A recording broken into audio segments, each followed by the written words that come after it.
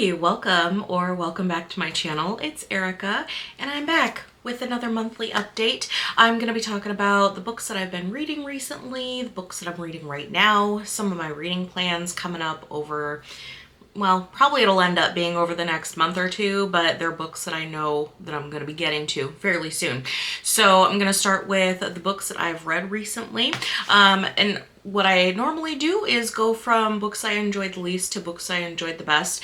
I actually have had a pretty decent reading experience lately, so some good luck on these actually. It's worked out pretty well for the last month or so, which is nice because I want to read books that I enjoy reading. I should also note that I've been doing a bunch of reading for the home stretch of the Reddit fantasy bingo reading. So those books, while I have read them and they've taken up probably the bulk of what I've been reading, they're not going to be included in here because I'm going to have a video shortly up on my channel where I'm going to talk about all those books in detail. So that should be coming this month as well, so you can see all of the books that I have been reading so far for my final wind down to 2024's fantasy bingo reading. We're almost done, and it's almost going to be a new bingo card coming up here soon. Sometime this month they should reveal it. I think maybe I don't even know, when do they do it? I think they maybe do it like a couple weeks before April 1st, because April 1st is the start of the new bingo, so looking forward to that. I'm planning to do it next year, but anyway, just so you know, there are other books that I've been reading, but I'm going to have a more in-depth review of those books in just a couple weeks, so stay tuned. You'll be seeing that shortly. So these are some of the books, though, that I have been reading lately. And I'm going to start with a nonfiction. So one of my goals, of course, this year was to read some nonfiction, because last year I read zero nonfiction. So my goal for this year was to read something, read anything nonfiction, and I would consider it a success. And I actually have read two in the past month, which huge success, already met and exceeded my goal as far as that goes for the year, so I'm very excited. But yes, unfortunately, one of the nonfictions that I've been looking forward to reading for a long time, or at least since it came out, is my lowest rated book for the month, but I would still say for me, okay, I should show you the book. All right, so this is Hey Hun by, Emily Lynn Paulson. So this is a nonfiction. I would say for me personally, I would probably give this 3 stars, but in general, I think it's a stronger book than that for probably a lot or maybe most people who are going to read it, and I would like to explain why. Try to justify what my rating is. So this is a book, if you could not tell, about MLMs. MLMs are, of course, multi-level marketing. They are pyramid schemes, even though they might technically, some of them skirt around the legal definition of such. Essentially, they are, pyramid schemes. And so this author is telling her story about her experience in an MLM. She was a very high performer in an MLM, and I put that in quotes because she even acknowledges she wasn't working like anywhere near the level of effort as the people under her, but she was achieving like super high rankings, making tons of money because she was higher up in the pyramid. That's how it works. So this book talks about how she first got involved in the MLM that she was in, and I should say she never identifies the MLM by name that she was in. To be honest, I didn't look deeper to figure out like in real life which one she had been in, but as she points out in the book, it doesn't really matter which one she was in because they're all basically the same. So I think that she made a good choice in not like focusing on identifying which actual MLM it was, because at the end of the day, it doesn't matter. The operation is the same, the structure, the goals, they're the same, right? Across whichever one you're looking at. So at the end of the day, it doesn't really matter which one she was in. So I thought it's actually smart, because I think maybe some people would have focused too much, especially people who like support MLMs would have focused too much on being dismissive and being like, oh, well, she worked specifically for that one, so So like that was, you know, that company had all these problems, so it was unique to that company, and like my MLM is not like that. So, you know, I thought that it was a smart move, even though maybe it was a legal decision not to focus on, you know, mentioning which one she was actually in. I don't know, but regardless, I think it was a good choice for, you know, for the point of this book. So she talks about how she got involved in an MLM, her experience going through the MLM, and then eventually her leaving the MLM and the reasons behind why she ended up leaving. And so I thought that if you don't have a lot of knowledge of MLMs, I mean, I know a lot of us watched like the LuLaRoe documentary and everything, right? But if you only have kind of like, I don't know, some limited knowledge of MLMs and you want to know more, I think this could be a really good book for someone who has not been reading about them already for like many years. But I've read a lot about MLMs already, and so this book didn't really present anything new. I really wish that she had focused more on just keeping it to her own perspective, because throughout this book, what she also tried to do was touch on the various ways that MLMs are inherently like discriminatory and pushing various, you know, supremacy agendas, let's call it that. And I don't disagree with her. I agree, actually. I should say, it's not just I don't disagree. I agree with that. But it felt so like it was just kind of thrown in there to try to make this seem deeper than it was. I feel like if she was gonna go into the side of the MLMs on, you know, how they're predatory, how they push their own ideology, like agendas, that really needed to be a bigger component of this book, because as it was just kind of like it felt haphazardly thrown in, and I didn't think that it worked well here. Like, I don't know that she is the author to write that kind of book about that side of MLMs. I think that the strongest parts of this book were her talking about her own experience in the MLM, and I think that she probably should have focused on that. Someone else can write a book, or, you know, if they haven't already, I guess I should check, but someone else should write a book that would be more focused on like the other like darker side of MLMs, as far as like the ideologies that they push and uphold and encourage.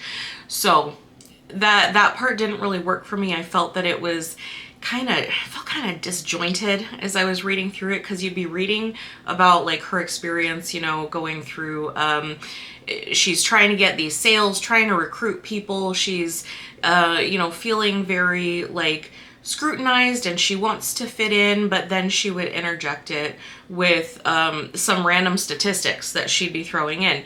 And again, I agree with her on that, but she didn't elaborate enough on it, and so it just felt like, I don't know, the publisher wanted that thrown in for some reason, and it just didn't really fit the rest of the narrative where she's talking about her firsthand experience in an MLM. So having said all of that, like I said, if you don't have tons of, you know, time that you've taken previously reading about MLMs and you want to know more, I think this would be a great book for someone that's like at that point with it. But man, if you've been reading about MLMs and like all of the ways in which they are really harmful to people, if you've been like reading about that for years, you're not really going to learn anything new in here. I don't know that I would say it would necessarily be worth it if that's the point where you're at. So it wasn't a bad book. I thought that it was certainly fine, but I really would have liked to have it focus much more in depth on just her own experience in going through the MLM and then getting out of the MLM. So I would say for me, probably a 3-star read.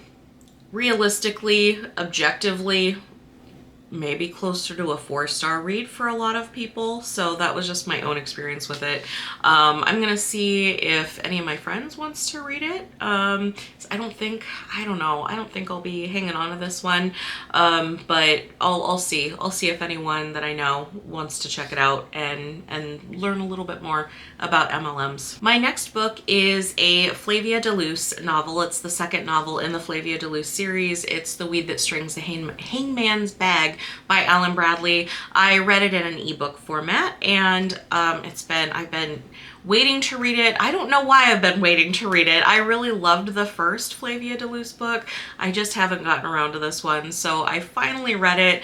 If you're unfamiliar with this, it's an adult series. It's an adult murder mystery series, but the protagonist, I think she's maybe 11 years old, and she lives, I believe it's about 1950 in the English countryside, and she's kind of a little Miss Marple, but like very, very sassy, way too smart for her own good. Even though our protagonist is, a child, these are definitely like adult mystery books. Like you wouldn't read this and feel like this is a kid's book or this is YA.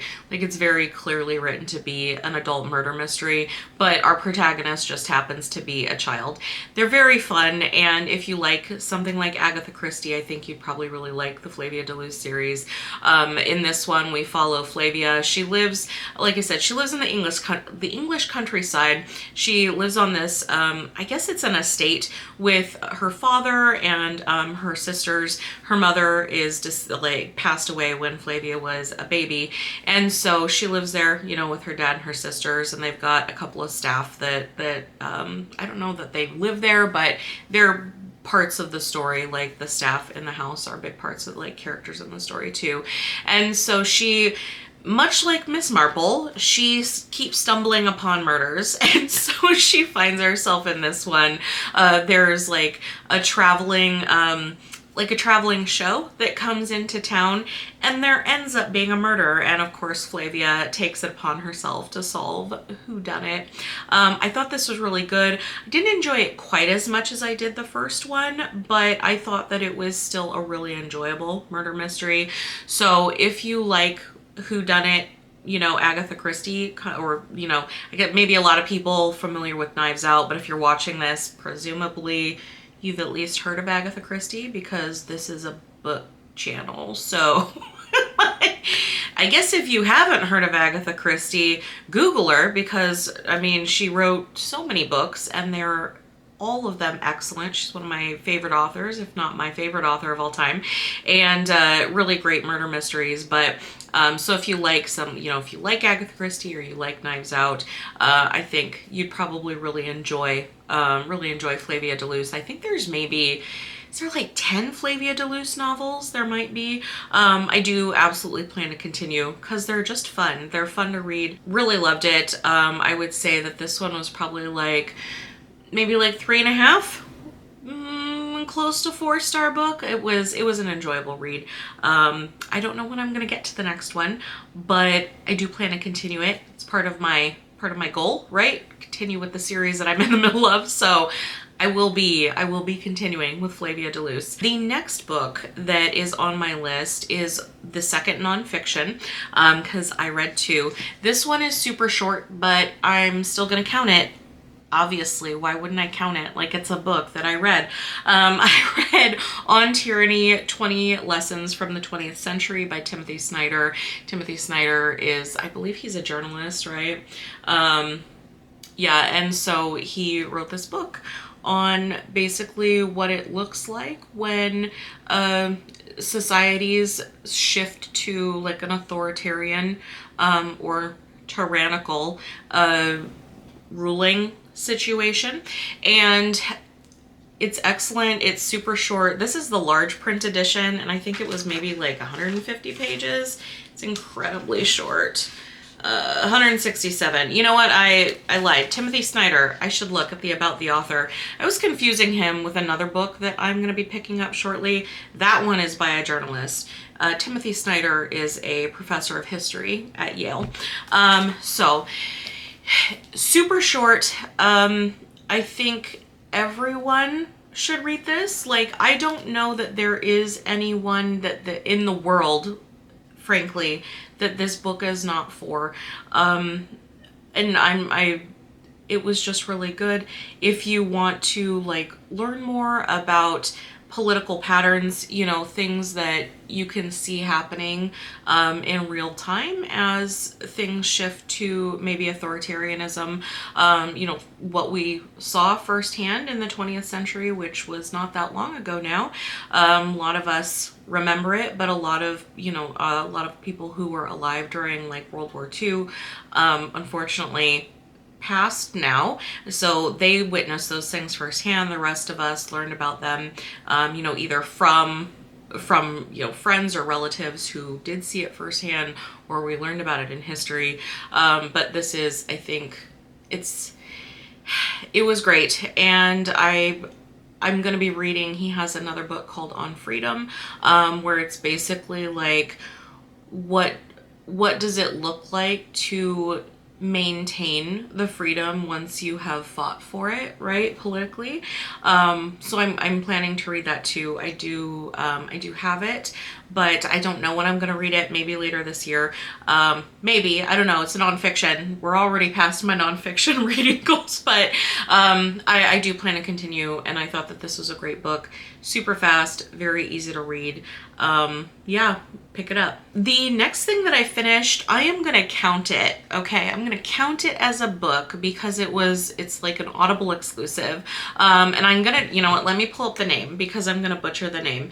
I'm going to put the little picture up right here now. It's Slayers, a Buffyverse story. I believe that it was written by Amber Benson, who is an actress from the original Buffy series. So I listened to this. It's like a full cast audio production. I'm counting it as an audiobook, and it was just so good. I love the original Buffy series. I've watched that series through, I don't know, maybe 10 or 12 times. I watched Buffy when it was airing live. Like, I watched the whole series starting from day one. So huge Buffy fan for, God, almost 30 years now. Has it been that long? It has been that long. But love Buffy, and this was a really excellent story that was written. It takes place kind of like in present times, so obviously many years after the finale of Buffy, and unfortunately Buffy was not actually in this one, but there was much discussion about Buffy, and there was tons of the characters that are you know, from the Buffy series that did show up in this, and so many of those actors came back to voice the parts in this story. So like James Marsters, Anthony Stewart Head as Giles, Anya, oh gosh, Emma Caulfield is that, yeah, that's the actress that did that. Obviously Amber Benson. There was so many characters that came back to do the voice work in this one, which was great because their characters were back, and it was a fun journey watching them. It takes place in it's kind of a dual realities, that we see them switching between, some of the characters switching between in this story, and it was just great. It was great to see them, at least some of the Scooby Gang on a new adventure with, you know, fighting the forces of evil. I don't think that you could really listen to this and fully get it if you are not like a person who followed or, you know, watched the original Buffy, because it's for sure a sequel. I don't think it stands on its own. You could probably follow, you know, along with the adventure. It's not like it was complex or anything like that, but like the character backstories, there's so much that I feel like this story relied on you already knowing, and I think if you're not already familiar with Buffy, a lot of it would go over your head and you'd probably be confused, or you wouldn't really get it. Like, wouldn't really get some of the character like decisions if you're not already familiar with Buffy. But I thought that it was excellent. I would say this was like strong 4 stars plus. I really hope they put out more because I will absolutely listen to them. I know I'm very excited for the Buffy reboot. I don't know, there's some mixed feelings about it, but you know what? I will watch anything Buffy related. I love Buffy. So I'm eagerly awaiting the new Buffy. I don't know, it's not really a reboot, right? Because they're picking up later from what I understand in the story. So I guess it would be a sequel, but I feel like we're calling everything a reboot these days. Even if it's just supposed to be a sequel, somehow we're all using the word reboot. From what I understand, the new Buffy series is not an actual reboot. I think it's just a sequel series, but I guess I should double check that. Regardless, I'm going to be watching it. Sarah Michelle Gellar, from what I understand, is going to be back as Buffy, and Buffy is one of my favorite characters of all time, and I have no shame about that. And so I will watch any Buffy that they want to do.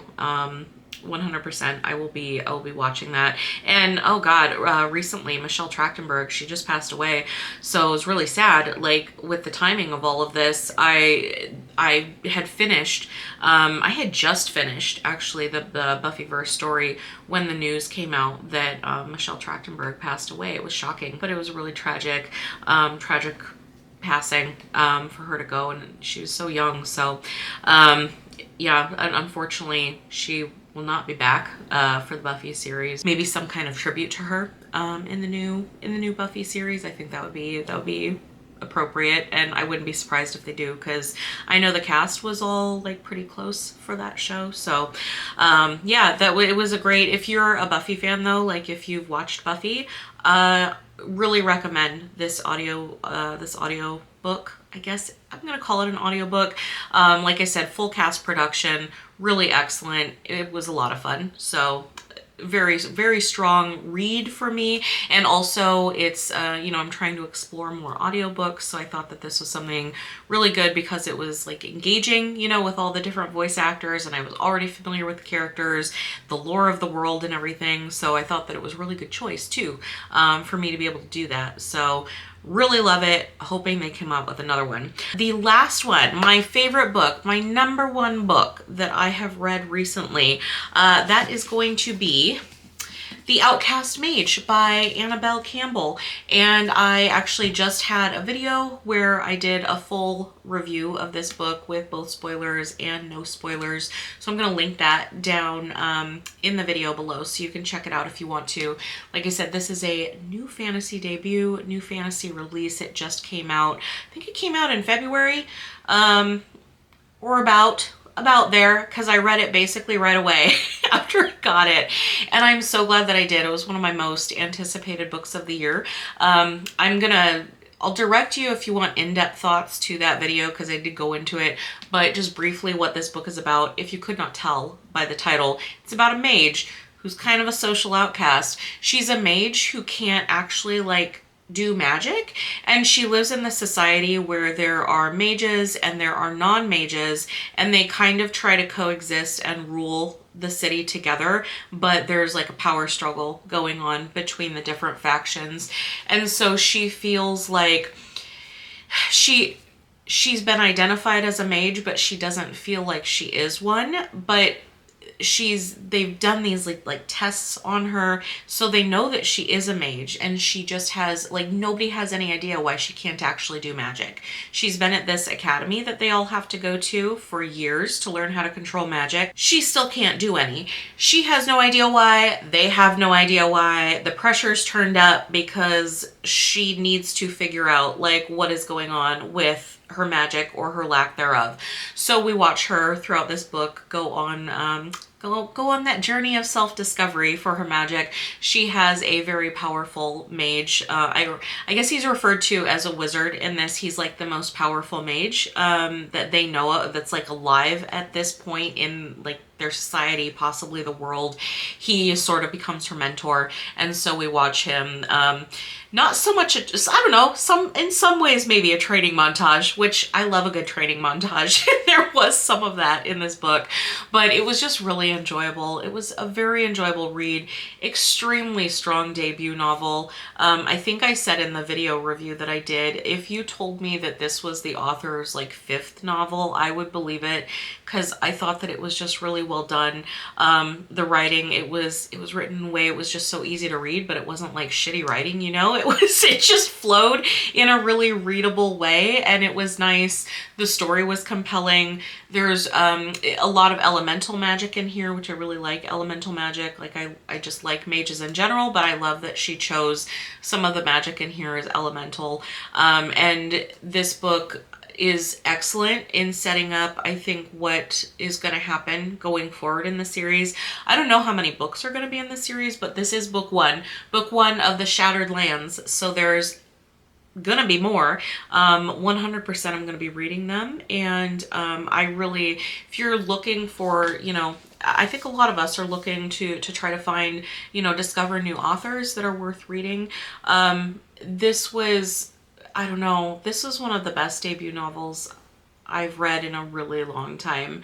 It just was very good. It was very well done. The author clearly put a lot of thought into this. I really was into it, so strongly recommend. This was, I don't know, maybe like 4.5 star read. Really enjoyed this. Really enjoyed this book. I have no idea when the next book is coming out, and that's part of the problem of reading a new release, is you have to wait, and you have no idea when you're gonna get to know like what happens next. But when it does come out, 100% I'm gonna be reading it. I guess I should mention, I got the hardcover, right? I prefer a hardcover when I'm reading. I had to order this though from Waterstones in the UK because I could not find a hardcover in the US. It seems to be like all paperbacks in the US. So if you are in the US and you're looking for a hardcover, unfortunately you're gonna have to import it. So I guess. But yeah, I did. It's honestly, it's a beautiful cover though, if you that sun. Anyway, really loved it. So glad I prioritized this as a read. I've been focusing a lot on like backlist reading, you know, and I just haven't read new releases very often. The past few years, it seems like I'm always looking at my backlist. So it was nice to read a new release that was really enjoyable, really worth my time. And because I feel like I picked up so many of the new releases that I find I picked up, and I did a lot of it for like fantasy bingo reading the past couple years. I end up DNFing them because honestly I think they're shitty. It really sucks.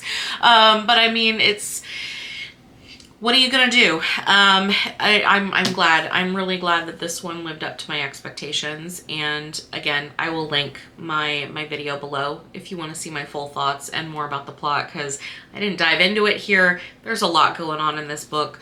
So yeah, check out the video if you're interested. And now I am going to talk about some of the books that I'm reading right now. One of them is an ebook, so I'll just put the cover up here. It is, well, okay. I just got it from the library, so I'm going to start reading it later today. It's going to be The Secrets of Winterhouse. This is the second book in the Winterhouse series. It's a middle grade series. I read the first book a couple years ago, and I actually thought it was pretty enjoyable. Pretty enjoyable little fantasy series about kind of like this... it's like a small resort, and our main character ends up going to it. There's magic. It's cute. I had a good time, and so I was like, you know, again, prioritizing like finishing series that I have open. There's only like 3 books in this series, so I'm like, why the hell haven't I tried to finish this yet? So I'm working on finishing it. It's the book, you know I've talked about like when I'm about to go to sleep, like in bed, that's when I read like an ebook. I try to choose more light reading, you know, I just want something that's going to be easy, kind of relaxed, nothing going to stress me out. And I was like, this perfect book because I finished Flavia de LUCE. So I'm going to be starting that, Secrets of Winterhouse. The next 2 books, so I did choose a new nonfiction. I don't know how fast I'm going to get through this. I have not started reading it yet, but it is yet another pirate book. This is Black Flags, Blue Waters, and the epic history of America's most notorious pirates by Eric J. Dolan. So I believe that is this going to be actual American pirates or Caribbean? I guess I should look. American Piracy is Golden Age. from the late 1600s, early 1700s, the coastal waters of North America and beyond. So presumably along the East Coast and the Caribbean, you know, general golden age of piratey stuff, which is the kind of pirates that I prefer to read about. I know that there's still pirates. I'll be honest, I don't really have a lot of interest in modern pirates, but like golden age piracy, I find really interesting to read about. So I will be reading this as my next nonfiction, I think. I haven't started it, but I did put a bookmark in here so that I'm ready when I want to start it. I'll probably start it in the next couple days. My goal is to read, like, I don't know, a few pages of nonfiction every day. To try to make some headway, just to get like back in the habit, you know, of making time for nonfiction. So that's my plan. Don't know when I'll have an update on that one, because if I'm only reading a few pages a day, no clue when I'll finish it. I don't even know how many pages are in this. Looks like maybe about 300. So gonna work on that. The next book that I'm reading right now is part of my fantasy bingo reading. This is my second to last book. I am almost done. This is The Long Way to a Small Angry Planet by Becky Chambers. Where am I? I'm almost halfway at this point. I really am into this book. It had me basically right away. I can understand why people describe it as cozy, even though, I mean, it's sci-fi, but I understand why. And like this group of people, like this found family, right? They're on like a ship out in space. They've got a mission and everything. I can see why people describe it as cozy. It's like found family. There's a lot of things in here that just, I don't know. It's nice to see. Makes you feel good. So I really love this. I really like all the characters. I was invested basically right away in everybody and everything that was going on. And so yes, I'm going to be continuing this read. This will be included in my final bingo fantasy update that's going to be coming out this month. And so I will have full coherent thoughts, hopefully, because my last one that I recorded, which you haven't seen yet, and I haven't even talked about which book it was, but you're gonna see when the bingo fantasy update comes out. One of my thoughts is kind of incoherent because I just really liked the book, and I had to just be like, look, I really liked this book. I'm gonna try to make this one more coherent when I talk about it in that video, but so far my thoughts are, I really like this book. So what am I gonna read next after I finish that? Well, I don't know exactly that these are gonna be all in March. I don't think they will, but they're books that I know I'm prioritizing next. So if that makes sense. What do I have? I am going to finally try to finish the Emily Wilde series. So I am gonna do like a super fast, probably skim reread of this. Look, it's got foiling on it. I'm gonna try to make it readable because I've got natural light, which is awesome, but it kind of makes it like weird to look at in the video. So Emily Wilde's Encyclopedia of Fairies is book 1 in the Emily Wilde series. I read this when it came out, but it was, I don't know, it's been like 3 years now maybe, and I remember the gist, but I really, going into like the next book in a series, I don't want to just have a gist. I don't want to feel lost. So I wanted to borrow this from my library, but apparently I wanted to borrow it as an audiobook, I guess I should say. Like, Erica, why do you want to borrow it from the library? It's in your hand right now. So you're right. You're right. It is in my hand right now. I wanted to borrow this as an audiobook because I'm trying to do some rereads as an audiobook because I'm trying to get used to listening to audiobooks. So I thought rereads would be a good way to kind of start with that, you know, get some like momentum going and everything. But unfortunately, everybody wants to borrow. Maybe fortunately, you know what? I'm not going to say unfortunately because it's really good for the library. It's awesome for people that they want to borrow these things. But this has a huge wait list as an audiobook at my library. It's like a 20-week wait. If somehow magically it becomes available before this comes up for a reread, I will borrow it as an audiobook. Otherwise, I'm going to be rereading the super quick reread though. I plan to I don't know, maybe do some skimming. I'm not going to do like a full all in kind of a thing. But then my plan is to read the final books in the Emily Wilde trilogy, and that is going to be the Map of the Other Lands and then the Compendium of Lost Tales. This one is the third one, right? I believe that it is.